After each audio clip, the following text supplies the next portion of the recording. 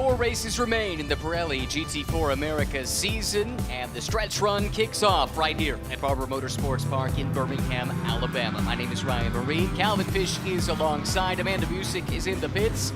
And without further ado, we'll bring Calvin into the broadcasts. Always a fascinating race when you talk Pirelli GT4 America, but a bit into the unknown here as the series makes its debut at Barber. Yeah, very few of the drivers or teams, for that matter, have competed here. So we lost a bit of the dry running here yesterday with some rain around the area, but nonetheless, everyone had a qualifying run here this morning. They're up on their toes, they're learning a lot, and it's going to be a fascinating race. This multi-class racing here at Barber is something special.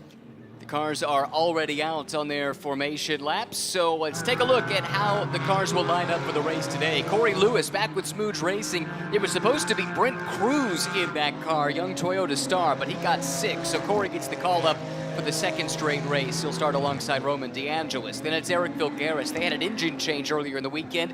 And Alex Ellis making his debut. A cool story we'll talk about in a little while. Matt Bell in the Pro-Am class. He starts second in class next to the returning Matt Travis. Great to have Matt and Jason Hart back in the championship for the weekend. Colin Garrett and Kevin Bohm line up in row number 4. Row 5 belongs to Hannah Grisham of the Heart of Racing team. And the Am class pole sitter is Rob Holland from Rotec Racing. To the 6th row of the starting grid, Kurt Swearingen had a runner-up finish in GT America earlier today. He'll start next to Tech Sports Nissan, driven by Johann Schwartz. Michael Kanishak making his series debut, former pole sitter in TC competition for Random Vandals. He'll start next to James Walker Jr. Then it's Charlie Poston's reigning Am-Class champion, starting 15th next to Michael Oriema in the car that will start on pole in race 2 tomorrow. Sam Craven, another debutant this weekend. He rolls off 17th next to Colin Harrison for Tech Sport Racing in row 9. Row 10 to the Canadian Demi Chalkis and Lance Bergstein, or Sir Lancelot as he likes to be known. He'll start in the 20th spot. Demir Hott for Flying Lizard back in row 11 next to Tommy Gaples. Row number 12 today, Todd Perriott and Tyler Stone, the local, who has done a lot of work out here. His Stone & Sons Electrical Company, they do a lot of work at this racetrack. Really special for him to get to race here this weekend for Auto Technic. Nick Shanny and Roland Crines rolling off in row 13. And David Peterman and Alan Grossberg are set to start at the back of this jam-packed field. It's a wonderful grid as ever. Great mix of cars. Great mix of experience of drivers as well. You've got returning champions making a one-off start like Matt Travis here this weekend, Corey Lewis who gets the late call up to be here, and then you've got the established stars, Roman DeAngelis, Eric Filgaris, Matt Bell, Colin Garrett, Rob Holland, on down the line. It's a wonderful mix, and I'm excited to get going. Yeah, and championships very much coming to the forefront as well here. So lots to play for. Great scenarios with championship leaders where they are on the grid, and some of the chases what they have to do here today.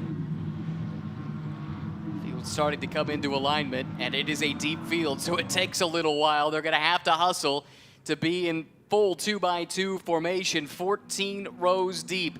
The Toyota Supra, driven by Corey Lewis, is on pole position. That's for Smooge Racing. Then Roman DeAngelis, a star of the present and the future in Aston Martins for Heart of Racing. He'll start alongside. There's the green flag as they enter the VP Acceleration Zone. Roval Pole Award winner Corey Lewis leads the field into turn 1, but the fight is on because DeAngelis fights back around the outside, and the battle isn't done yet. DeAngelis has the inside here through the Alabama roller coaster. Yeah, really forceful there by Roman DeAngelis, running that new Evo Aston Martin for the very first time. Great start by him. He takes the lead and takes off a little bit.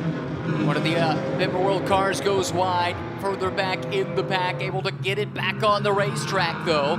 It's Aston leading Toyota. The battle is for 2nd and 3rd overall, with Filgaris fighting with the Canadian Alex Ellis. Yeah, Ellis is putting the pressure on the championship leaders, so really tough scenario here for Eric Filgaris. How does he deal with that? Just files in nicely, keeps P3 and 2nd place in the silver class. For Ellis, it's his first start in true pro-level competition. since 2010 when he made a one-off Indy Lights start back at Sonoma Raceway. Really cool to see him get this chance. He's been busy working, running this VPX team north of the border, and now showing what he's got here in Pirelli GT4 America. Yeah, that was really impressive for him at putting this sort of performance here. Someone who's on the back foot here a little bit. Kevin Bohm, the Random Vandals machine, trying to dig deep here and get up into the big points-paying positions. Did not have a great qualifying run here this morning, but certainly has had a great first lap. Matt Bell stuck in a fight here with the 26 Heart of Racing Aston Martin. That was the Aston going through and picking up the position. Battles all throughout this pack. DeAngelis, though, leads it by half a second over Corey Lewis. Then it's Filgaris and Ellis. So a Pro-Am car leads a trio of silver class entries, and Rob Holland still the leader in Am, down in 11th overall. Yeah, just fantastic battles all the way through this field. You got the mix of the three different classes all running together. That's always interesting to try and figure out who you're fighting with and who you're not. Anna Grisham in that Aston was the one making the pass on Bell a few moments ago. Bell now back in a fight yet again as he goes door to door with Colin Garrett. This is for 8th and 9th overall, but again, cars in different classes all mixed together. If you're new to the series, we talk about different classes. The cars are all GT4 spec. The difference is the experience of the driver lineups. Yeah, it's a new car that they got underneath Matt Bell here this weekend. Had a few technical issues with it yesterday, but the team did a great job for him to qualify up in the top 5 overall, but he's dropped back a couple of positions early, just trying to regroup here. Lots of dust getting kicked up. George Barber and his staff won't love to see that. This place is so well manicured. It's tight there by Kevin Bohm, trying to make a move where normally nobody thinks about it on Matt Travis, trying to catch him by surprise there, and then he loses a little bit of ground by doing so. Kevin Bohm for Random Vandals shares this car with Kenton Cook, who just stood on the podium, may still be standing on the podium actually, in Fanatec GT competition. Just a few moments ago, that race concluded, but Bohm gets the start here in race 1. And Grisham having a really good run here, up to P7 overall. I think that puts her 5th in class. Just dropped a wheel there, coming on in the front straightaway, trying to regroup there. You could see that Aston Martin looks like it's a little bit dirtier than when it started this race. Colin Garrett there sitting in P9 overall, trying to get around Matt Bell, as you said, not a class position, but he needs to move forward, thinking about the championship. They're currently running in P3 in the points. This is also a fight that's not for class position. The Nola Sport Porsche with the returning Matt Travis behind the wheel. He's got Kevin Bohm breathing down his neck. Travis runs 2nd in Pro-Am at the moment, but Bohm is in the silver class championship hunt, and he needs to start making his way forward. Yeah, he really does. Up front, Roman DeAngelis looks really comfortable there. Corey Lewis, though, keeping him honest. Gap is still just under a second between the two leaders, the two class leaders, that is. So I'm not sure how hard Corey Lewis wants to push things. But Roman DeAngelis and Gray Newell really like the performance of this new Aston Martin GT4 machine. It's been run here in North America with another team, but first time here in SRO competition. And just being run by Gray Newell, and here Roman DeAngelis, his co-driver in this championship. Gray Newell we saw run to 3rd in GT America earlier today. Did check with the team. That is being done in the older pre-Evo spec chassis. So he does have to adjust, jumping back and forth. There should be not a ton of difference, but those minute differences are almost harder to adjust to sometimes. Yeah, they are, but he's such a pro. I mean, Roman's one of the top young talents in our paddock. He's got a big future ahead of him with the Heart of Racing team. He's got a little bit of seat time in that Valkyrie prototype, so I'm sure he's got his fingers crossed that maybe his performances there in testing will give him a shot at least of maybe endurance ride, maybe a full-time seat next year, as they're going to be running 3 of those cars globally. This is a great scrap. Really started with Travis in 5th and also incorporating Bohm, Grisham, Bell, and Garrett, so 5th through 9th. In play right here. Then it's Johann Schwartz running a solid 10th overall, just off the podium in his class, giving that Tech Sport Nissan another good run, just as he did at Road America a few weeks back. Filgaris there running 2nd in class. Not going to be too worried about the 68 car that leads right now, because they're not really in the championship picture. And for Eric Filgaris, took me for a ride around the track yesterday, but it was right after that team had popped a motor in practice, so they had to get a new motor installed here overnight, and the car's immediately on the pace this morning. So a lot of anxiety in that camp. When you're leading the champs, you don't need any curveballs like that thrown at you. Great work, as expected, from the RS1 team. But it has been a trying few weeks for RS1. They had one of their transporters with 3 race cars inside stolen.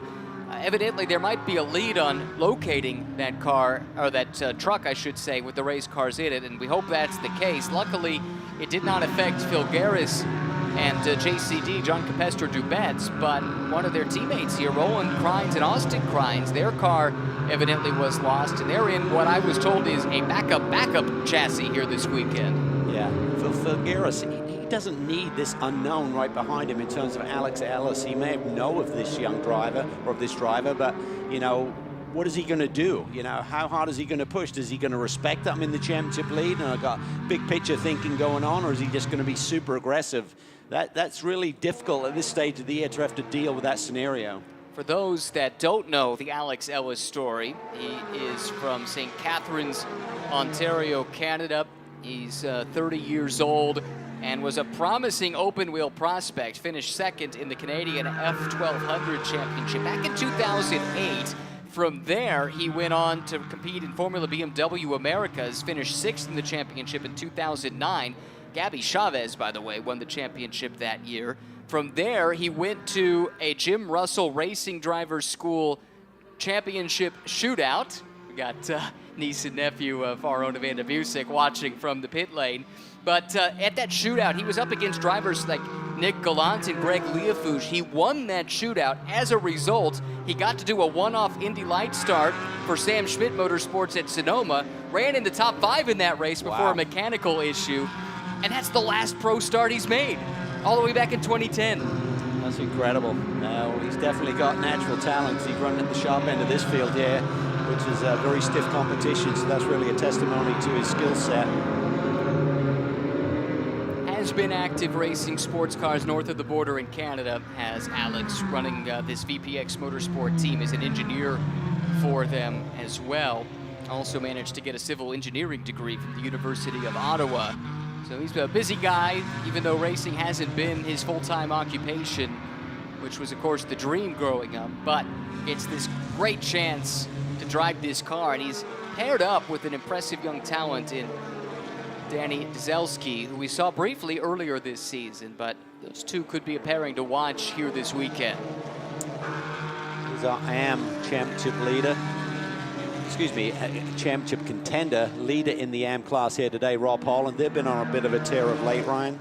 Sure have, no question about it. And they're in a position to capitalize on the misfortune of Paul Sparta. Now, I guess Chris Wilson still will be in a position to hang on to that championship lead in that AM class. Chris and Paul sharing that car for the bulk of the season, but Paul was injured at Road America. He will not race the rest of the year, so that's forced them to go to their bench, so to speak, within the Random Vandals operation. We'll talk more about that as this goes along. But the big thing for Jaden Lander and Rob Holland is they capitalized with the huge weekend at Road America when Sparta and Wilson scored no points. Yeah, and that was their 3rd victory in a row, so they've definitely tightened things up. It's only 13 points. You said Sparta will see no further action this year after 2 wins and 5 podiums, but his teammate Chris Wilson will, so there's still a fight for this championship, but that Porsche from Rotec is really flying at the moment. Points as they run, Chris Wilson would be the points leader, but just by 3 points at the moment. You look down, 98 is driven by Michael Kanishak. He's the sub for Paul Sparta, and he holds a solid 3rd in class right now, so doing exactly what he needs to do to help Chris Wilson win that title. Yeah, and Chris Wilson has got a lot of speed and a lot of experience to try and deal with this scenario. It's definitely not ideal to have the chemistry ruined on what has been a brilliant championship charge so far, but he'll try and make the most of these last 2 race weekends and see if he can hang on to that championship. Here is Kanishak, and he's got another Random Vandals car running in front of him. That's the Pro-Am class car with Sam Craven driving right now. Sam debuting in this championship this weekend. Has driven the GT4 BMW before, but never on racing slicks. It's always been in WRL, which requires a DOT tire. So he had done no testing, never experienced this car on slicks before, but jumped right in, and has been on the pace, running mid-pack right now. Very solid effort. Should feel great. I'll be honest that's with true. you. Proper racing slick, and you've been used to a street tire. Car's going to feel amazing. It's just really finding where the limit is. Charlie Poston's having a really strong run here. Second in the AM class. He and James Clay trying to three-peat, but haven't had the championship season that they were hoping for. They're currently fourth in points, 56 points back, so that's a big ask with just 100 points on the table, but you never know. Strange things happen in motor racing. It's a hard one to account for because they are the two-time and defending champions in this class, but for whatever reason, if there's bad luck to be found, they have found it this year. Yeah, other than the big win at VIR, it's really been one of those seasons, and hard to really understand. I mean, I think the class is stronger, certainly, but I think it's really just coming down to execution and a bit of bad luck, and they also have been mixed up in something, seen some really strong positions go away very late in the going at a number of events this year, but right now, Poston is putting the heat on here. Rob Holland for the lead in the AM class. They don't have to think about points, quite frankly. I mean, their only way to be in the mix is to win a bunch of races and hope things break their way. So this effectively is the mission, right? Trying to find a way past this Porsche, get to the point, and score maximum points. Charlie has his teammate, different class, of course, James Walker Jr. He's in a championship fight as well, right behind him. So many different scenarios going on. It gets more and more complex as the rounds wind down towards the end of the season. And you can see the steam coming out of Calvin's ear as he starts to do these calculations ahead of these races. We see Roman DeAngelis leading the way in this Evo Spec Aston. His teammate is Gray Newell, and Amanda has found it. Yeah, and Gray was just telling me how fun it is at Barber Motorsports Park, but how much more fun is it in a new car? It's an interesting challenge. The new car is a little more different than I thought it would be, but it's been good to try to adjust to it. I'm still kind of finding my footing.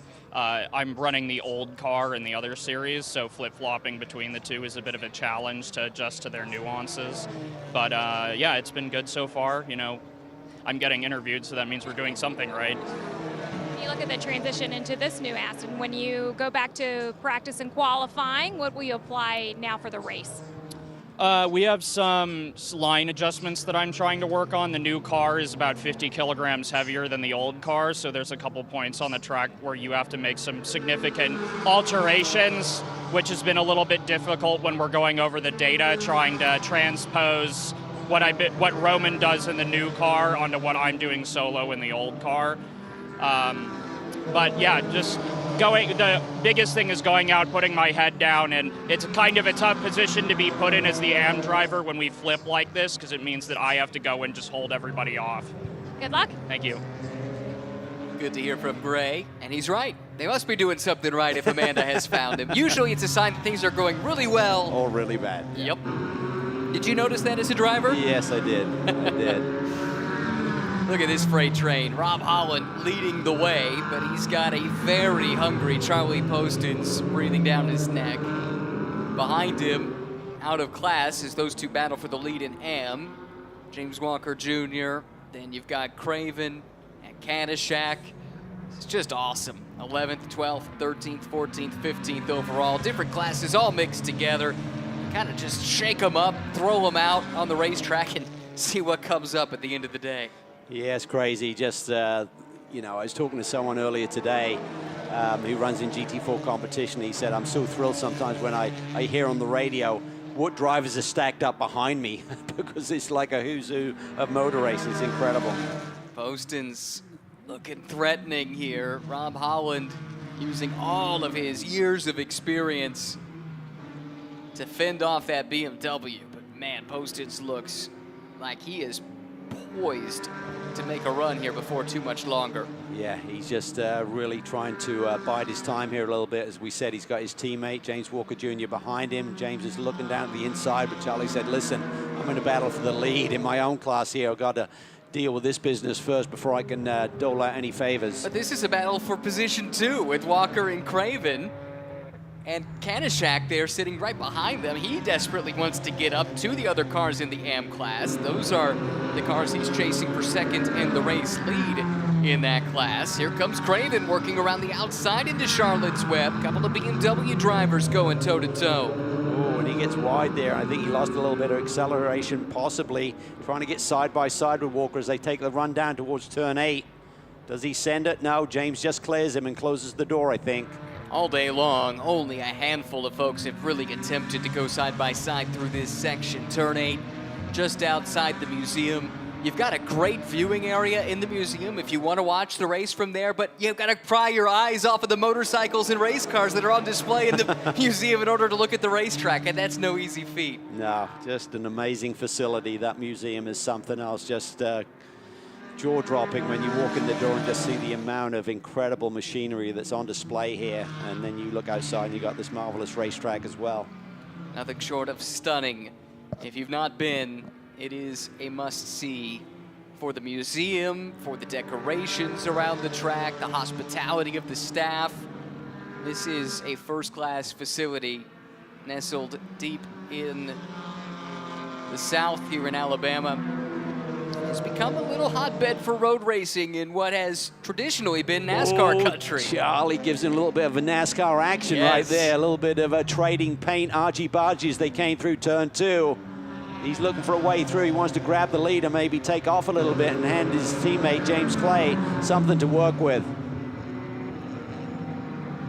It was subtle, but he's definitely making his position noticed on Rob Holland there, sitting behind the wheel of that Rotec Racing Porsche. That won't rattle Rob, though. No. He's got experience in British touring cars in really the heyday of BTCC. So he's been in a number of these wheel-to-wheel scraps where trading a little paint and some body work, that's par for the course.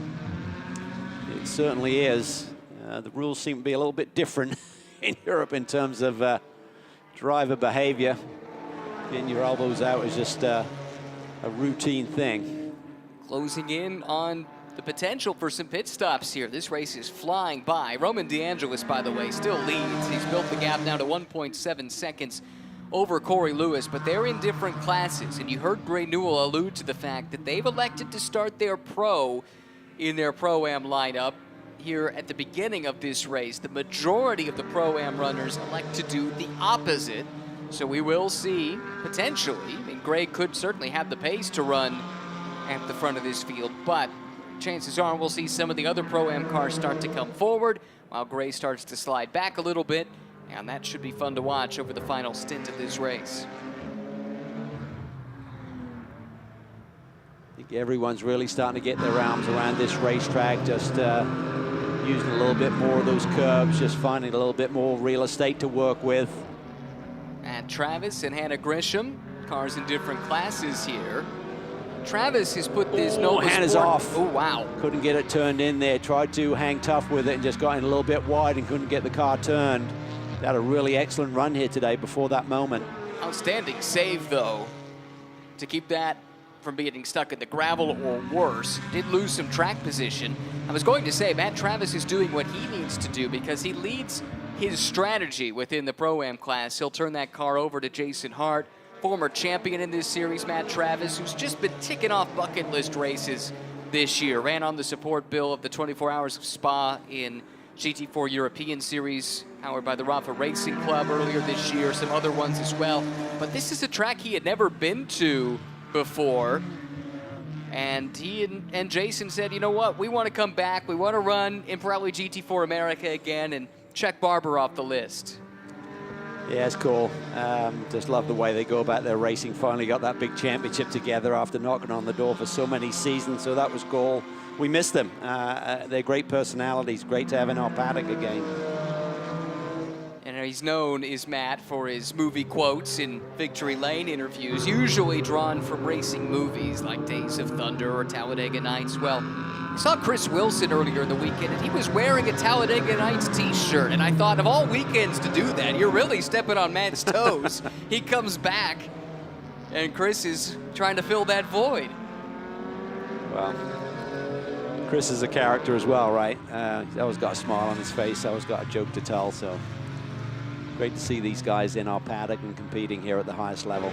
True story about Matt Travis. The last time I saw him before this weekend, it was at the driver parade just before the 24 Hours of Spa, where they take the race cars from the track to downtown Spa. It's a wonderful event.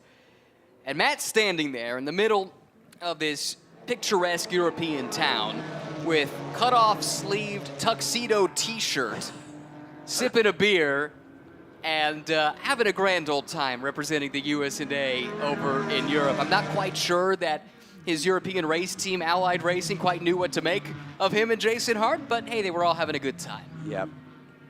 Yeah, he loves to live life to the fullest, never laugh along the way. Charlie Post has really kept the pressure here on Rob Holland and has been really respectful. Couple of little, what I call love taps, nothing too egregious at this point of the game. But we're within about a couple of minutes or so of first pit stops happening here today. Who do you think might be a likely early caller among the front runners? Let's have a look here.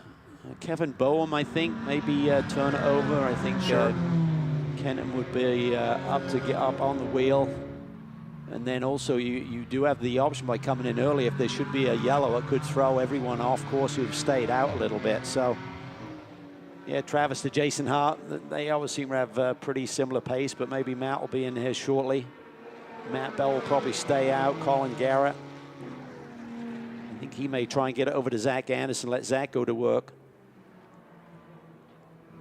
It is the strategic challenge for these teams to sort out.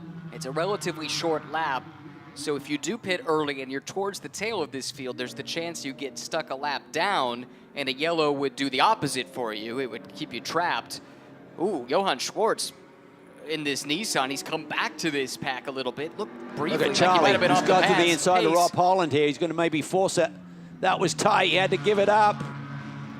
Forces in. He's in the dust there. Can he keep the grip there and put it together? Yes, he clears him. Great job there by Charlie Postons. Goes to the front. Two veterans racing for the lead in the AM class. It's taken the better part of 23 minutes, but Charlie Postons has figured it out and gotten back around Rob Holland. Holland looking like he might want to take a look up the inside. Postons covers that off. Schwartz looks like he is struggling. Something seems to be amiss with the Tech Sport Nissan, and now this line of cars will stream by around the outside.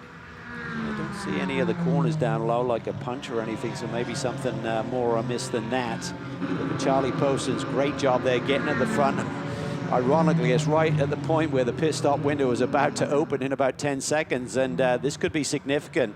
This could bring out a full course yellow. This surely will if Johan can't get that car to a safe spot. This is very much in the line of fire. Not what you want to see if you're Roman DeAngelis, for instance, who's built this huge gap for his teammate.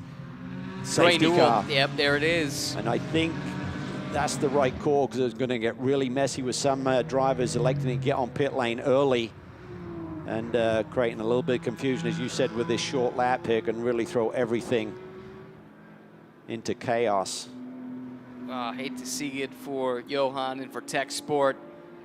He and Jonathan Neudorf teamed up starting at Road America as that team shifted to the Pro-Am class, and Neudorf, who's been impressive with his speed all year long, dejected as he takes off the helmet. He will not get a chance to race today. No, that's a shame. Really impressive young man. And it's a real shame for Roman DeAngelis. I mean, Gray Newell alluded to that with the reverse strategy. All of that work that they'd done by starting their pro is going to come to naught, because they'll still have the track position, but will not have the gaps they would have had previously to this safety car coming out. Yeah, same story for Matt Bell as well, down in 9th overall. They're on that alternate strategy. Under 35 minutes to go. The safety car and the timing thereof has a big effect on the strategy of this race when the pits are open, when you're allowed to make those changes.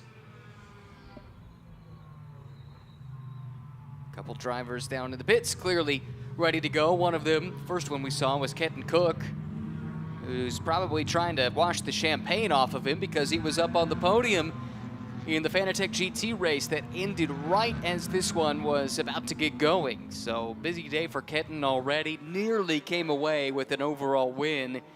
Was narrowly pipped by about a second by the DXDT Racing Corvette of Alec Udell and Tommy Milner, which has now won 7 in a row and finds itself right back in the championship battle there. Want to join us tomorrow for Fanatec GT race number 2 of the weekend, coming your way at 2 o'clock local time. That's in the Central Time Zone here in Alabama. Yeah, that's 3 o'clock Eastern Atlanta time if you're trying to make a flight. Had several drivers run afoul of that. I'm just going to nip over Atlanta. It's like, well, yeah, going to lose an hour on the way. Yeah. Well, we saw the dejection on the face of Jonathan Neudorf. We do have cars coming into the pits. Let's hear from Jonathan, though, now with Amanda. And Jonathan, what can you tell us that happened with the car? All I heard was he was getting a low oil pressure, or fuel pressure alarm, and then I don't know. I was getting ready to get in the car. He was going to box us lap, and then I guess it just went out. Fuel pump, I believe. So. Thank you, Jonathan. Getting busy down here, guys. Yeah, tough break for Jonathan and the Tech Sport team. Okay, these pit stops are driver change only. And you're going to need to execute cleanly here with the field bunched up like this. Roman DeAngelis got shot out of that Harder Racing Aston Martin like he got shot out of a cannon. He just sprung out of there.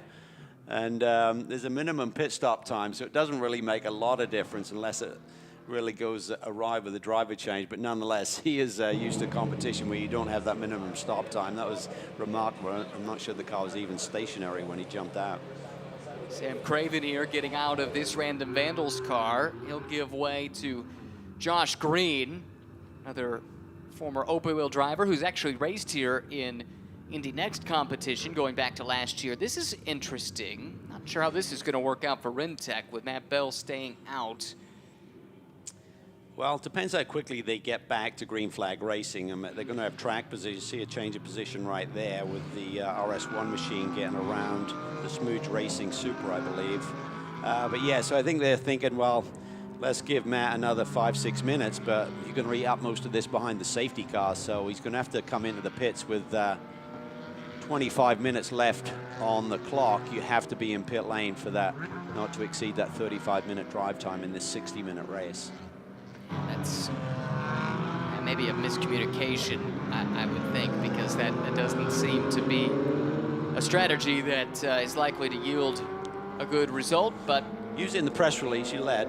That's true. A little TV time, never a bad thing, but for, yeah, Matt Bell here, who shares that car with Alex Vogel, they're going to be on the back foot from a strategic perspective from here on out. Great work by the RS1 team. We have to make sure no one came in under the minimum time, but every one of the front runners looks pretty clear.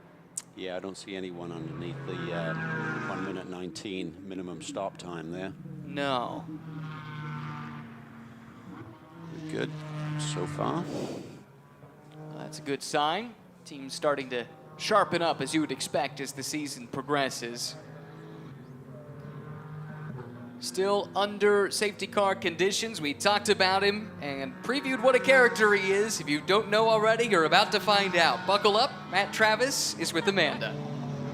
And welcome back. First of all, Ryan was giving us a little brief on all your global travels and the cutoff tuxedo shirt at Spa. I'm sure that was a hit. Said that you wanted to race Barber to check that off the list. Are you guys aware of how many tracks you've raced around the world in here? No, that's a good question. I have no idea. I know it's a little over 100 pro races, but I don't know the number of tracks. But boy, what a spectacular facility. What made this one you wanted to add to that list? Well, certainly the motorcycle museum and just the facility in general, but also to come back and see all our friends. I mean, as you can tell, I'm a little bit out of breath, a little winded. I'm maybe getting too old for this. I mean, none of us can race forever, right? But with advances in modern medical science, there's no reason to believe I can't race till I'm 245 or 300 years old. So happy to be back and look forward to seeing you guys soon. Thank you, Matt. Good luck today. Thank you, guys. Appreciate it. It started off very subdued, and I was afraid that my message was going to be undercut somewhat, but Matt, on brand. He recovered, yeah. He did. He did. And actually, that is tame for Matt. We usually have our censor button on standby just in case. But we kid because we care. Matt's such a great character, and it is great to have him back. Jason Hart in the car now. They are technically third on the road in Pro-Am, but Matt Bell still owes us a pit stop and will need to do so very soon. We've reshuffled all these lineups. We've reshuffled the deck effectively, and we're about to play another hand. And just past the halfway mark here, so much still to be determined. Yeah, I think you're almost better to take your medicine right now and take this pit stop, you know, whilst you're still under yellow. Well, they're not going to be for long because the lights are off on the safety car here, so there goes that potential outcome. So maybe your best bet is to try and build a gap and minimize the damage. We'll see what the Rentec squad elects to do. As the safety car driven by Mike Stillwagon makes his way towards the pit lane, it is Matt Bell who has the field in tow. Gray Newell runs in the second spot, but look at this field behind him. John Capestre-Dubet's the leader in the silver class. He's already making a move on Gray Newell, and Tyler Gonzalez in the pole-sitting car looking to follow him through. It's 3 wide at the foot of the hill in turn 1. Now they head down the plunge through the Alabama roller coaster. Look at Zach Anderson around the outside there, going through turn 3. He's on the attack early. That is wild stuff. Kenton Cook there in the shadows as well. Tyler Gonzalez kind of the meat in that BMW sandwich. John Capestre-Dubet's in the car that Eric Filgaris started, moves to the inside and will take the lead. Runs Bell a little bit wide there, thought he was clear, wasn't quite. Bell's not ready to go quietly into the night though as he jinks back to the outside of the Porsche. JCD looking for their 6th win on the season. They have the championship lead by 28 points. And that is over Kenton Cook and Kevin Boehm, who sit there 6 on the road right now with a lot of work to do. And Kenton drove through a dust storm a moment ago. Gray Newell has slipped back somewhat, but still is the de facto leader in class in Pro-Am. Coming under some pressure now. Woo! That is sending it there. We saw Zach Anderson do some crazy impressive moves at VIR. That's another one. He is not intimidated to make moves where no one else thinks about even doing it. That was stunning. Zach Anderson, he's got his head down. Bell heads to the pit lane. You saw him vault off the track a moment ago. That's pit entry. And they're going to get that pass or that pit stop done now. They need to. They're about out of time. Teammates going side by side. And we've got, let's see, Greenmeyer working on Gray Newell. She makes the pass. Danny Dzelski slots up the inside. Off and on. Yeah, and that I think could be for position here. Oh, everybody all mixed together. It's hard to know. There's James Clay, our AM leader there around the outside there. Jaden Landon now holds down P2 with Chris Wilson right on his tail. Jason Hart now leads in Pro-Am with Bell going into the pits. Didn't want to cover that off. Clay, the gray BMW, up the inside of his teammate. That's Tyler McQuarrie. That battle is not done yet. Jaden Lander in the mix. Chris Wilson in the mix. This is about 9th on back to 17th. Tough situation there for James Clay. He wants to move forward, but he's got one of his customer cars right beside him. Red Mercedes could be one to watch. That's Mateus Laced, another driver with open wheel experience here at Barber, and Mateus is on pole for race 2 tomorrow. So we know that car's got some pace. That yellow was perfect for them. It lets him now flex some muscles as he looks to charge his way up through this field. Yeah, this should be fun to watch him go on the attack here. Up the inside of Wilson, who did not see him coming. Woo! Somehow they make it through on the other side. That's the AM Championship leader right there. That was so close. Thought that was going to be a big moment there. You and me both. That was crazy how Mateus was able to get out of that scenario. I think you're right. I'm not sure Chris Wilson expected the run that he had on him. Starting to calm down a bit after a frantic restart. That was contact. There. I think the Mercedes ring may have gone.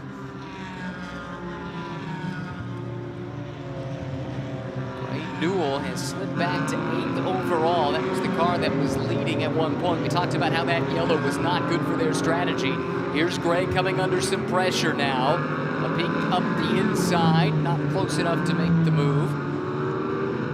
Race Vision powered by AWS. The best laps, that actually, in the case of the 24, was set by Roman DeAngelis in the opening stint, but rapid 129.7. Kenton Cook, Zach Anderson, Tyler Gonzalez, and Danny Deselski.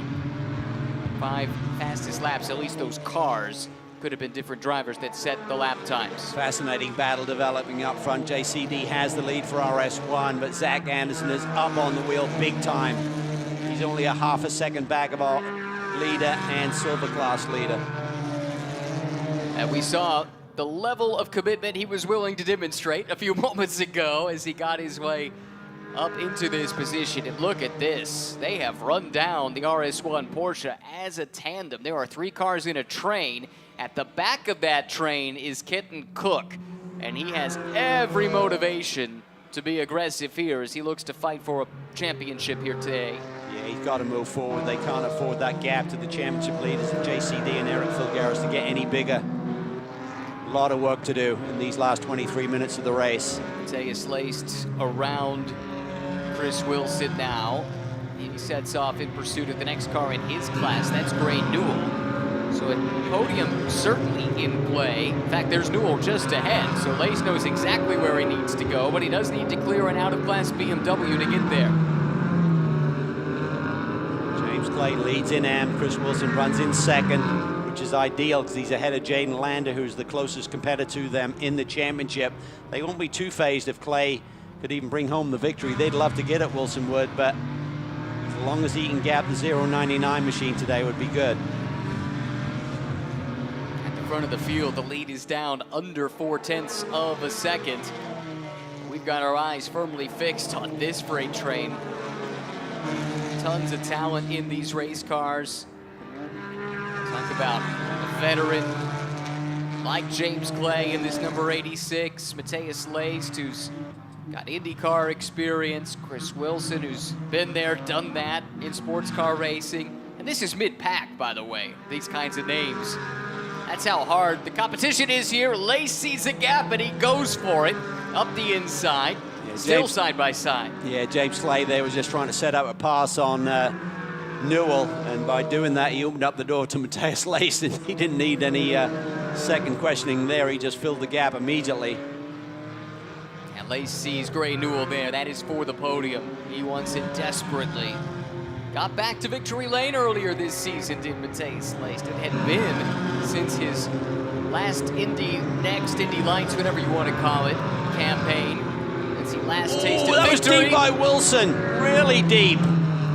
Gets into Lace. Oh, contact as well with Clay. 2 championship contenders in AM. Yeah, that was wild there, just really deep on the brakes by Chris Wilson there. That was never going to work, unfortunately. Just ask too much of those front tires, and then the ABS is going to kick in and you're going to go straight. It's cost him dearly. He slips now behind Jaden Lander, and that has major implications on this championship. Hopefully the car is okay. It's a pretty hefty thump there. So we'd gone around Clay, right? Clay must have been balked there onto that front straightaway when Lace made the move, and Chris must have taken advantage of it. Oh, we go back to the front of the field now, and Zach Anderson is working over John Capestro-Dubets. Tyler Gonzalez looking hungry too in the Smooge Racing Supra that pulls alongside the BMW here. He's not in the championship conversation in any meaningful way, but he's going for race wins. That's the pole-sitting car from Corey Lewis. Yeah, he wants another win. Such a talented young driver. All of these drivers are in the top 4 in the championship, however. Gonzalez sitting in P4, 69 points back. Here's Kenton Cook looking down to the inside. Keeps it together, beautifully managed there by Kenton. Can't quite make it stick, however. Didn't overcommit, that's the key. Outstanding racing in close quarters between those two, an inch or less between BMW and Supra. Oh, lock up from the right front there from Gonzalez as he went clobbering over the curbs. JCD just doing what he does, continuing to execute. He's always up on the wheel, has great starts. Now the 98 car, that's Wilson, he's off the racetrack. And I think you might have called something. I mean, maybe there was a mishap, something mechanically with the car that caused him to have the issue in the first place, or maybe it was the contact. Damage. Oh, you're right. That looks like suspension left front, and that brings the safety car out again with 19 minutes and 20 seconds to go. I think that's from a separate incident because the damage would have been on the right side of his race car with the bump in turn 5. So I'm not sure if he's got an ABS issue or whether he's just had some argy-bargy with someone else. Either way, I think he's been off the road and more damage. Let's hear about Chris and the situation he's in with Amanda. Yeah, you could hear the disappointment coming from Random Vandals Racing when Paul Sparta saw his BMW there pulled aside. He thinks that Chris Wilson probably had issues ahead of that from the, as Calvin says, argy-bargy that was happening on track, but most likely suspension did take them out of this race. Now, certainly any chance of a good result is gone, and the only good news is they are past the halfway mark, and depending on, it's going to be close, but depending on how many laps were turned by the leader in that class, they could be in a position to at least score some points. I think they're for sure good on points, but obviously they're going to plummet down the order a little bit. 60-minute race, only 18 left on the board, so he's good with that one, but I'm curious to know what happened. I think he must have had a separate incident because the damage, if there was any, would have been on the right front with the bump we saw in turn 5, and that looked like major crumple in the left front corner. Circuit performance and our race vision powered by AWS. You saw 3 different cars that have the best sector times around this Barber Motorsports Park circuit. 2.3 miles, tons of elevation change, a real technical challenge. And interesting, you said you heard some teams talking about maybe an asymmetric setup being a good approach to this place, something you might see at a Lime Rock, for instance, which has so many right-hand corners, only one left-hander. There are a few more lefts and rights. It's a bit more evenly distributed here, but that is something that teams have said they found an advantage with. Yeah, I think because the right-handers, you have a lot of long duration corners like 14, 15, 16, for example, up through turns 2 and 3. Where you're really asking a lot. You're going to compromise the setup through turn 5, but I think talking to some of the engineers this weekend, that was a willing trade-off. Race vision powered by AWS. Most positions gained overall, and the Flying Lizard Nissan of Demir Hatt and Rodrigo Baptista up 8 spots. This is Rodrigo's second time to the track. He's never raced here before. He's driving this number 5 right now. The only time he was here before, he was invited by Porsche as part of a young driver academy, or I don't remember the exact title of it, but they brought together 5 up-and-coming prospects that had raced Porsches back in 2017. And Baptista at the time was driving a Cayman for Flying Lizard. He got the invitation to come here, got to do some testing with some coaching from that, and that's his only track experience at this place. Yeah. He's a great young talent. We saw him in GT3 competition do great things with that Bentley for the K-Pax team. So amazing talent. I wish he was here more full-time. I mean, he's certainly done a few events with us this year, but I'd like to see him at a higher level because he's a super talented young driver. He's working on it, by all accounts, when I had a chance to chat with him briefly. He's definitely keen to get back. Flying Lizard knows exactly what they've got with him. He's run with them for a long time in the combination of a Flying Lizard entered car as well as the K-Pax Bentleys, like you alluded to earlier. Leader in the AM class on the track is the 36 of Clay and Postons. I'm sure that's accurate with Wilson off on the side of the road because it was marginal coming in. It was only 13-point lead that he had, so I think that must have been a race. We'll try and get clarification on that one. Definitely needs to be reevaluated, but nevertheless, you know, it goes to show how quickly things can change in this championship. Paul Sparta and Chris Wilson, they looked like a lock to bring it home, but no points scored at Road America cost them dearly, and of course, cost Paul in a big way because of his injury. He won't be able to finish out the season. Chris still has a shot at going for the title. This is another potential devastating result.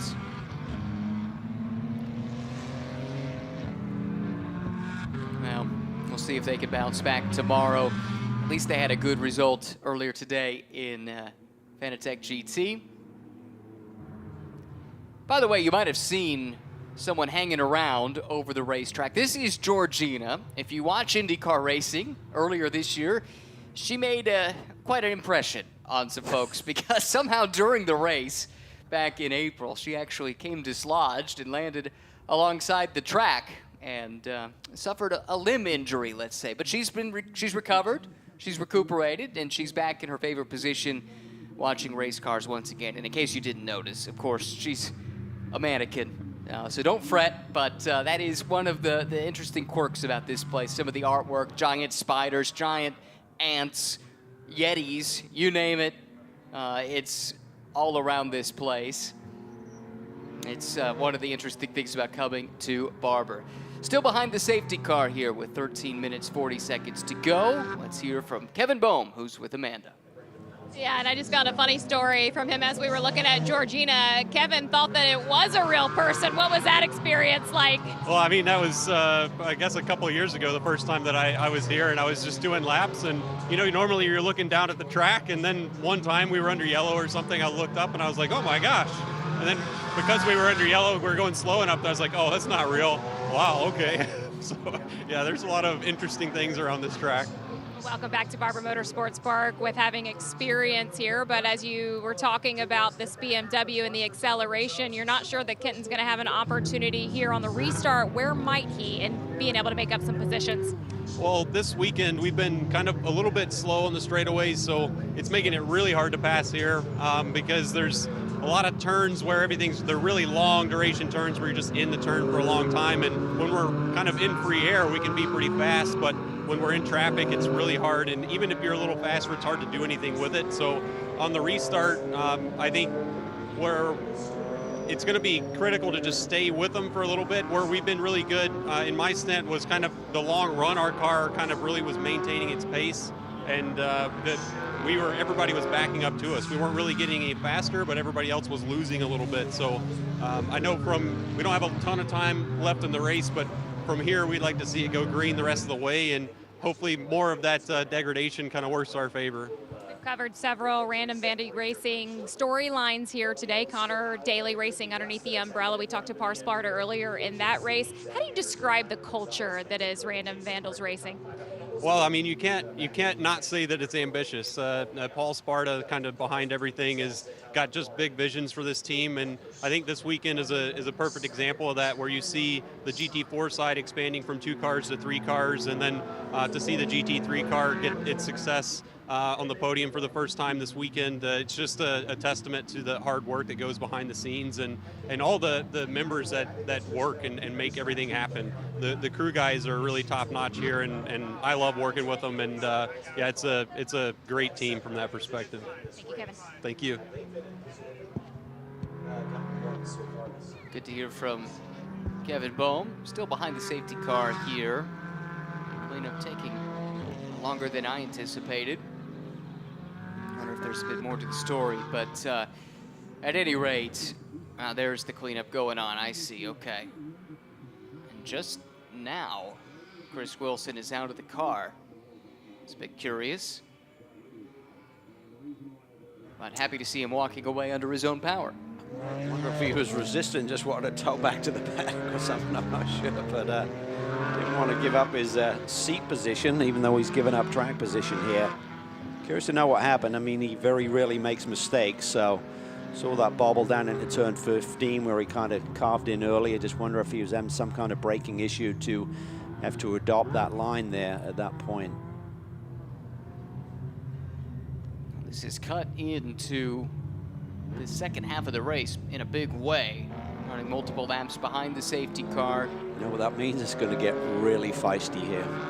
Who do you have your eyes on? I think Zach Anderson. I mean, he is frustrated. He didn't like what happened at Road America, and he wants to come back in a big way, and I think that was showcased on the opening lap when he was behind the wheel there on that restart. Jason Hart leading in that Porsche. They're coming through the shot right there. That's the Pro-Am leader. And Travis did what he needed to do in the opening stint. Tyler McQuarrie second, along with James Walker Jr. That's a potential big result for them. They're thinking big picture here this weekend. Who's leading Pro-Am? Jason Hart. Yeah. Matt Travis, you may have just said that. Sorry if you did, but some things don't change, even though it's been a while, right? No. Second verse, same as the first with those two. See, like the tire dust offline. And you can see major damage there to that left front. So he's obviously hit something pretty hard there. So I'm not sure if it's just contact with another car or some kind of failure. Not sure, but with that car now up on the flatbed, making its way back to the paddock, the safety car has extinguished its lights. We have less than 9 minutes to go to settle this one, with John Capestro-Dubetz in the Porsche leading Zach Anderson in the BMW, then Tyler Gonzalez in the Toyota Supra, Kenton Cook, Jason Hart, Hannah Greenmeyer, Danny Dzelski. That's the top 7 as the green flag flies again at Barber Motorsports Park. JCD leads the way down into turn number 1. Who's got those tires prepped? So a little wiggle there by Gonzalez as he tried to attack turn 1. Anderson right on the tail of the Porsche. Gives him a little nudge there as they go through turn 2. At least one bump, BMW to Porsche. That opens up a window to the inside, and Anderson fills it. Gonzalez with a head of steam in the Supra. He's going to make it 2 wide, perhaps 3 wide. It's Kevin Bowe making it. Kenton Cook looking around the outside now. The lead has changed. Anderson is to the point, but on the comeback trail, John Capestro-Dubetz goes side by side again. Yeah, he does, but that was beautifully judged there by Zach Anderson. He knew he was going to be on the attack there into that brake zone. Braked in the middle of the road, but very deep, but kept it clean. Didn't really pinch off, so it gave everyone a little bit of racing room. That was really well judged. How about Kenton Cook, opportunistic as well to get alongside and ultimately by the Supra of Tyler Gonzalez. That brings Cook now into the podium conversation. He sits in 3rd. He is next to take a run at JCD. Top 3 in the championship, run 1, 2, 3. JCD's in trouble. He's out of sync there. Kenton Cook passes, gets to the inside. Cook to the inside. He's got his hands full himself. Got nudged from behind by Gonzalez, but he was able to correct it. Kept the foot in the power, and Cook is through to 2nd.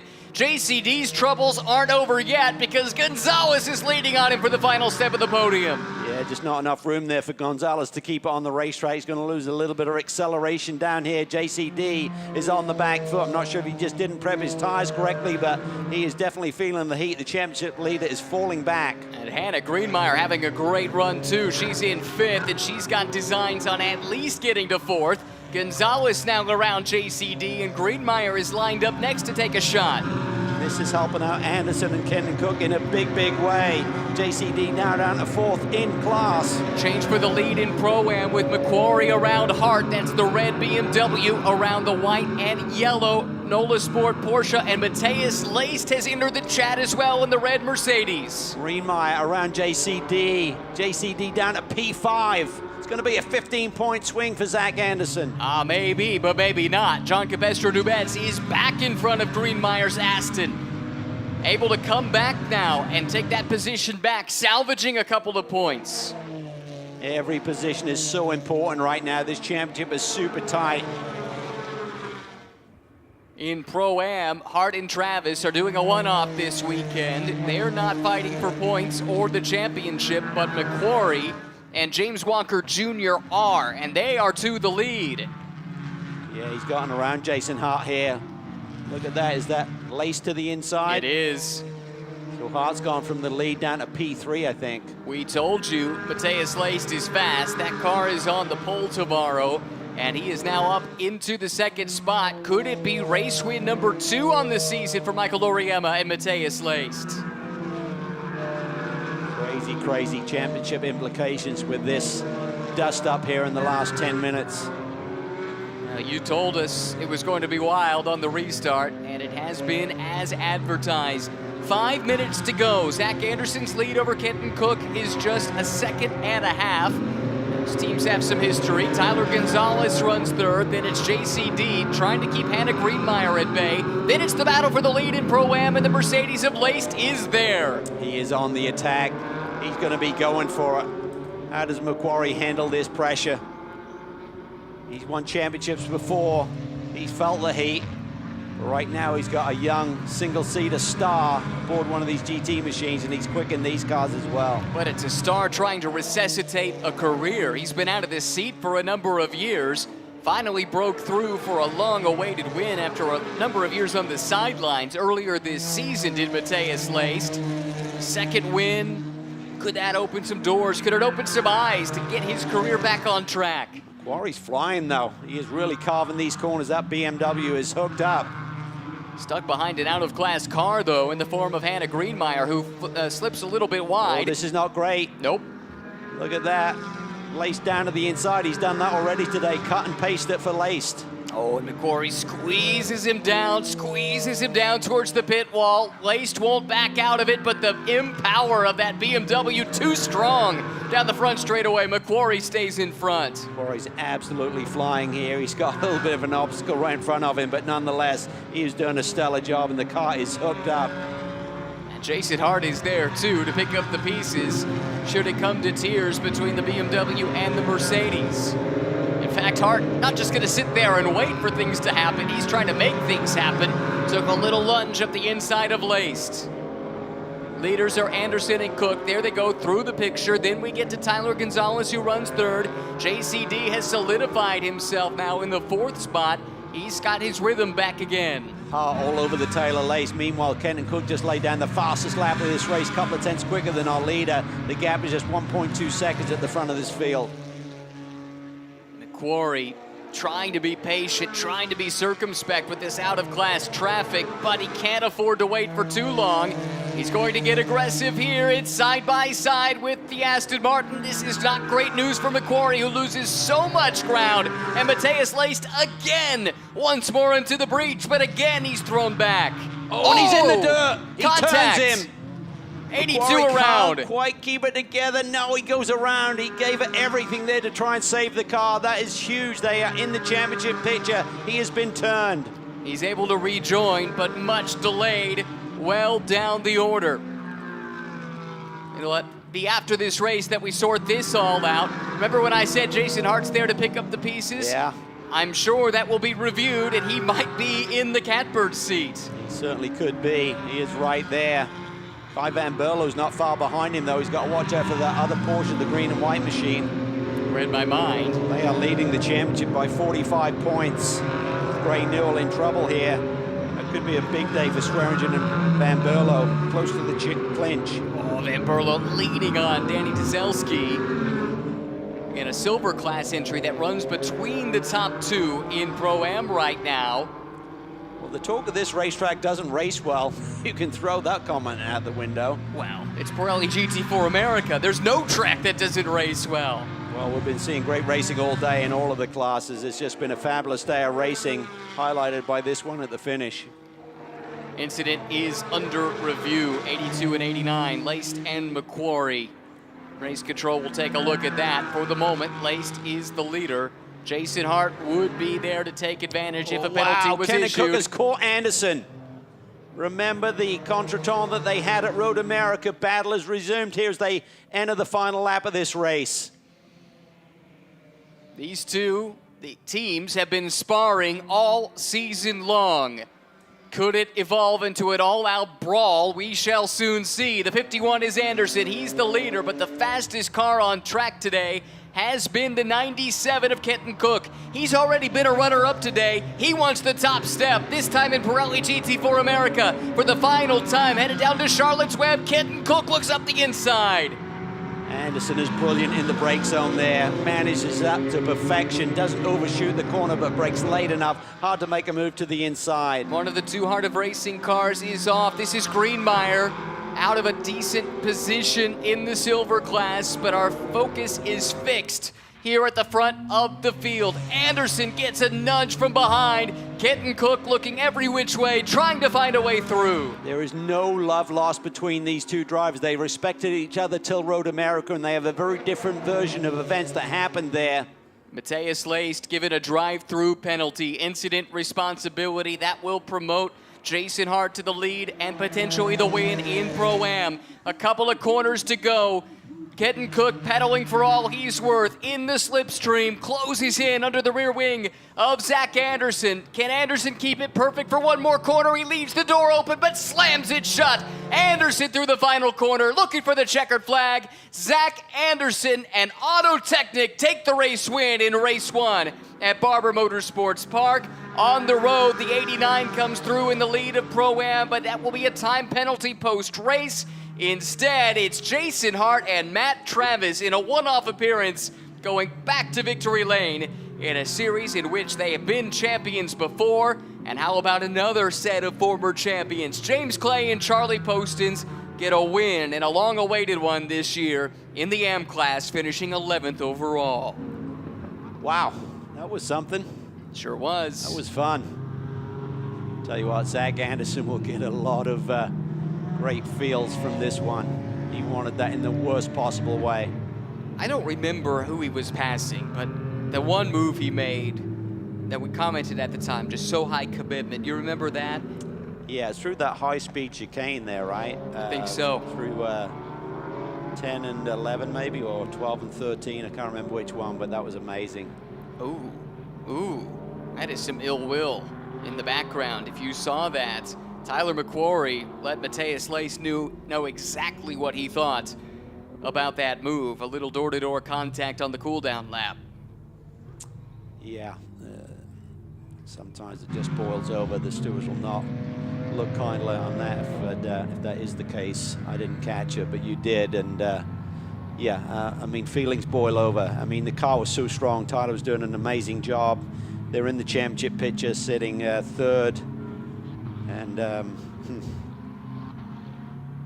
you can understand the frustration, but you know what? GT4 racing, not just here, but globally, it has been a story of close racing since the category's inception. Jason Hart making sure to pick up a little bit of everything. Mr. Barber's going to appreciate him no. driving all over the map, but I get why he's doing it. But you know, when the cars are this close, going to have a few rubbing is racing type of moments. Sometimes it goes a step further, and I think that's what we saw there. Matthias Lace and Tyler McQuarrie. Just to clarify why you see drivers do that at the end of the race is to pick up marbles and debris on the tires, add weight to the car, and also the ride height. Sometimes these cars are running really close to the tolerances. You want to make sure you're outside of that when you go through post-race tech. We talk about sometimes infractions being a matter of millimeters, and if you can raise that car up just a bit by picking up the clag, picking up whatever, gravel, debris, just to give yourself a boost, give you a bit of a cushion in post-race tech. GT4 America AM class results. We saw James Clay and Charlie Postins the winner there. But as far as the full results are concerned, Colin Garrett and Zach Anderson, a hard-earned win today. Colin Garrett, I mean, deserves his plaudits as well. He ran a really good opening stint, set the table nicely, and Zach Anderson, he's one driver that will seize any opportunity presented to him, narrowly fending off Kenton Cook and Kevin Boehm. Corey Lewis, Tyler Gonzalez, another podium. Those two have paired up now for the second straight race meeting. Travis and Hart, they do get the win in Pro-Am ahead of Swearingen and Van Berlo. Good outing for them in their championship bid. Yeah, very much so. Big day for them. And then Demir Hott and Rodrigo Baptista on the podium as well in the Pro-Am class. Your winners in AM, two-time and defending champs, James Clay, Charlie Postins. Wins have not come easily this year. They will enjoy this one. Rob Holland and Jaden Lander, a strong run into the second spot again, capitalizing on misfortune for Chris Wilson here today. And Nick Shanny and Chris Walsh in third for Karis Kallis. That's a nice result for that pairing as well, down at 16th overall, but third in the AM class. It is Victory Lane, always a happy place to be, and that's where Amanda Busick is standing by. Oh, and it is extra happy between these teammates. And Zach, I want to go directly to that restart. I wish you could have heard the reaction from your family, from your friends, from the team, from Colin. Walk us through what happened. Oh man, I mean, the amount of pickup and clag on the track is immense. So I was talking to Charlie and everybody on the radio saying, I hope the other drivers have this much stuff on their tires because it's going to be a spicy restart. I calibrated for it. I knew JCD would leave me a lane. He's still my boy from last year and will always be. But I just have to thank the Auto Technic crew for always putting together these rocket ships. Thanks to Colin Garrett, my teammate, 1111 Veteran Project, Operation Motorsports, everybody who has made this season a possibility. This is a good feeling. It's been since Sonoma, so we really needed this. We've been here for the battles, and Colin, I've kind of seen you taken in this moment as well. When you look at the highs and lows of this season, to find yourself back in this position, can this be an inflection towards the rest of the season? Yeah, I think so. You know, Zach and I are pretty hard on ourselves, and we have been all season. And, you know, when our performance is there and the season just isn't going quite how we want it to, you know, these races mean a lot more to us. My drive today wasn't my best, and Zach obviously he picks up where I lack. So he's been a really good teammate this year, and we've become like brothers. And I'm really happy to be working with this Auto Technic crew. So this is good. So. Congratulations, guys, on race 1 win here at Barber Motorsports Park. We're going to move over to the guys that return for the first race here this season, former champions and guys that are always known for these post-race celebrations. And Jason, I'm going to come right to you and welcome back. I'll start there. You park it in the spot that you're used to. How did you draw this one up? It's good to come home, right? Nothing's as good as being at home. I got all kinds of expletives, but I don't think they're PG. So I just thank Matt and NOLA Sport for bringing me back and coming back and having a race. I haven't raced at Barber in I don't know how long, since other series raced here. So it was fun to like jump in the car, and in practice with the rain and the way things worked out with the cautions, I think I did 3 whole laps, and I've never driven an RS here, so it was a blast. Well, Matt, I'm going to come back to you. I know we talked to you earlier on pit lane, and Ryan tossed to me with that interview about what a character you are. Now that we're in this scenario, do you have something for our friend Ryan? Well, I already burned my line earlier, but I guess if you don't like Saratoga sparkling water, then F you. We'll take that. Congratulations to these guys, always characters in the paddock. And you guys were talking about in the AM class, yeah, this duo went on just a tear in the last couple seasons in this class. Charlie Postons and James Clay, they did pick up that win at VIR this year, and this will add right to it. And Charlie, I saw the reaction as you guys got out of the car and just the excitement. I know these have been hard to come by this season. Does that make them sweeter? This is very sweet. I don't know why, but it feels like for the first time in a long time we've actually gone out and won one. I was just having a conversation with our competitors. It was dicey, but I like to think it was on the right side, and felt like we really went out and won one rather than being given one. So yeah, for that reason, it feels really good, and it's just so awesome to have James bring that one home, because that was really a great race.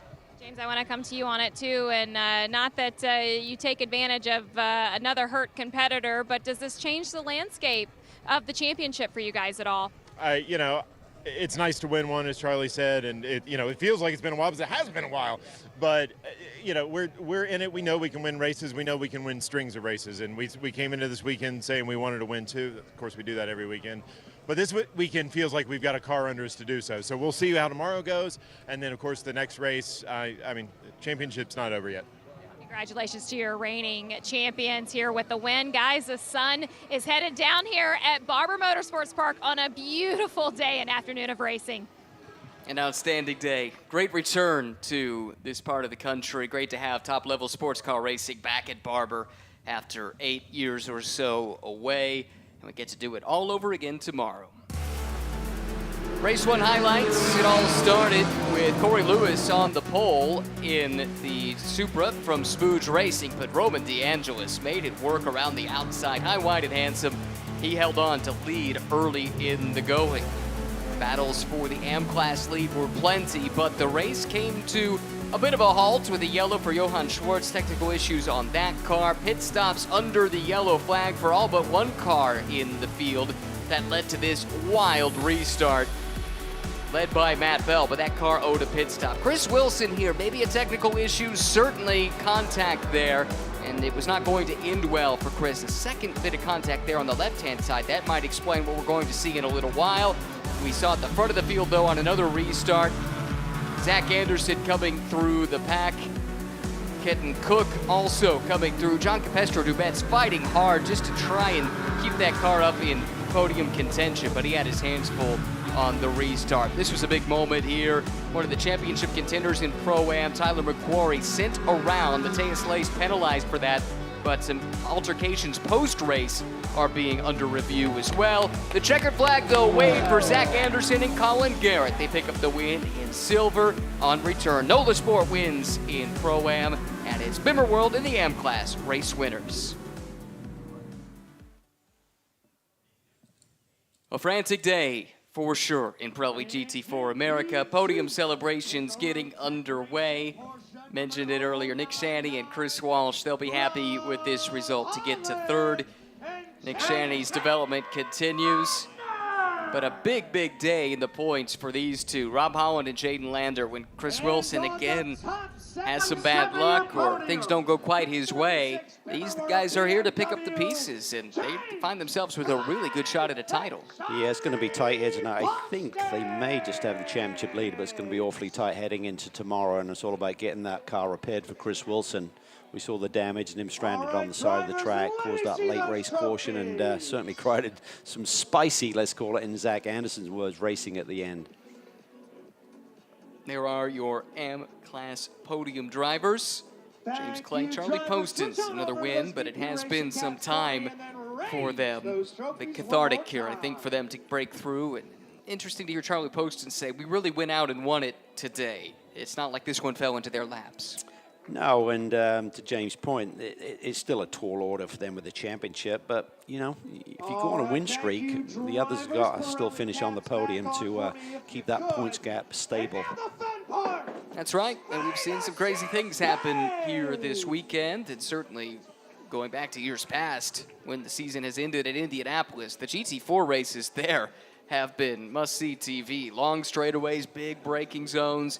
We've had some great GT4 races, including a little bit of controversy as well to spice things up. Sure.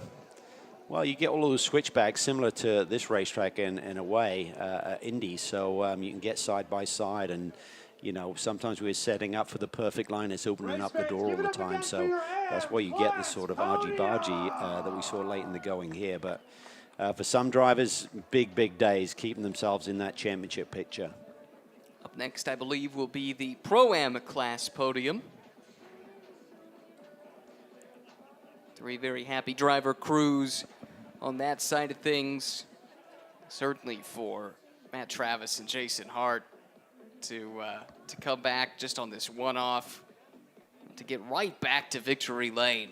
Impressive stuff from that duo, but not unexpected. No, it looked good, then it didn't look good, and then it looked good again, right? Yeah. Yeah, that's a Pirelli GT4 America race in a nutshell. It seems like these things have a lot of plot twists, generally speaking. It's very rare you see total domination across one of these races, certainly across a race weekend. This is a provisional look at the Am Class standings, and to your point, good math there, Calvin. Jaden Lander and Rob Holland now with that points lead, we think. Paul Sparta being credited there in second. It should be Chris Wilson all alone. Paul did not take part of the races here today, so throw that one out. But super, although it is being pointed out to me that maybe Chris didn't get to the halfway mark, and, well, he must have scored points. Yeah, he scored points. Yeah. So we'll disregard that for the moment. But I think the points differential is correct, and that's what we should focus on here. It's super close going into the final three races. Yep. Clay and Poston's feel they're within shouting distance, so only needs one bad day for one of the championship leaders, and suddenly it brings other people back into the picture. Here we go, Pro-Am podium. It's Kai Van Berlo and Kurt Swearingen on the left. Didn't talk about them a whole lot. You pointed out Kai charging through the field in that final restart. But these two have been super consistent as of late. Swearingen's been strong here as well as in GT America, and they're putting together a really good season. They are. They're going to extend their championship lead, and I think if they can finish in front of the Chasers tomorrow, that would be enough. And then in third, Demir Hahn and Rodrigo Baptista. Told the story earlier that Rodrigo hasn't been here to race before, only been here the one time in 2017, and he said, you know, I really don't remember the track at all. I bet he'll remember it now, and that he's had a chance to spray some champagne. I'm sure it came back pretty quickly once he started to do some laps here. More time for your Pro Am Class Podium. Let's see what Pro-Am points may look like after this race. Does look right to you there, Calvin? Swearingen and Van Berlo in control? Yeah, I think that looks about right. What's that, a 54-point lead? They had 45 coming in. So if they can maintain that gap tomorrow, that'll be enough. There's only 50 points available at Indianapolis. So they maintain that lead after race 2 here this weekend. The championship is theirs. Newell and DeAngelis, you know, what might have been with that one. If the cautions hadn't come out late, they looked pretty well positioned for a good finish.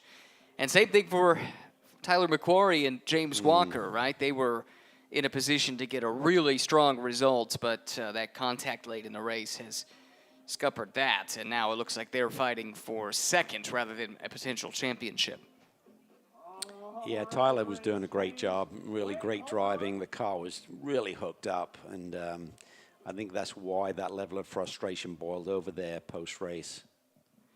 And again, the coming together on the cool-down lap between Laced and McQuarrie is under review, and I suspect we'll have some information on that before the second race of the weekend tomorrow. Little wildlife sighting here at Barber.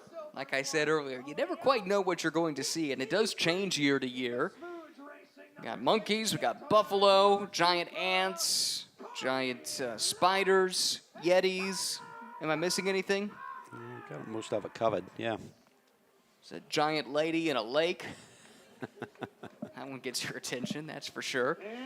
We move to silver class podiums now. Corey Lewis on the right got a very late call up to be here alongside Tyler Gonzalez. These two were on the podium together at Road America as well. It's a late change in the lineup for Smooge Racing. John Jesbray has decided to focus on a career outside of motorsports. And we wish him the best with that. Do hate to see him go, though. He was a great young man and great member of the paddock for sure. Bright future ahead of him no matter what he chooses to pursue. Then on the left, Kenton Cook and well, there's Kevin a high Bone. five. They I must was have about made up. to say, yeah. This was not such a happy reunion between these two after the race at Road America, but it seems like bygones are bygones. And Garrett and Anderson back on the top step for the first time, as we heard since Sonoma. Yeah. Hard to believe. Yeah, I was just focused on the points total. I didn't realize that had been such a drought for that team that's been so competitive this year. Big smiles all around. That's a big result for those two. Colin Garrett, who comes from short track racing. Zach Anderson, who was a great karter, but just struggled to put together the funding needed to go racing in cars. Had to scrap and claw and look for any opportunity to be a professional racing driver. And now he's a multi-time champion across different classes. Going for another one here today and sharing the podium with some other really talented GT4 drivers. Another look at the interesting sculpture around the track. JCD and Eric Filgaris, despite the fact they did not finish on the podium, still have the lead in the points over Bowman Cook. Colin Garrett and Zach Anderson are right there too. This one could come down to the wire. Yeah, and I think for JCD and Eric Filgaris, they'll be glad that Kenton Cook didn't get around Zach Anderson. Otherwise, that points lead would be a lot tighter. Sure would. 75 points still up for grabs after today's race, with 3 races left, 1 tomorrow and 2 at the Indianapolis Motor Speedway in October. That is the Barber Vintage Museum. Spectacular place. Can't recommend it anymore. And that's true as well for this entire facility, and we're fortunate that we get to come back again and do it tomorrow. For today, though, we bid Georgina adieu from Barber Motorsports Park. Day 1 in the books. We'll be back for another day of action tomorrow here on the same outlets. Looking forward to you joining us there.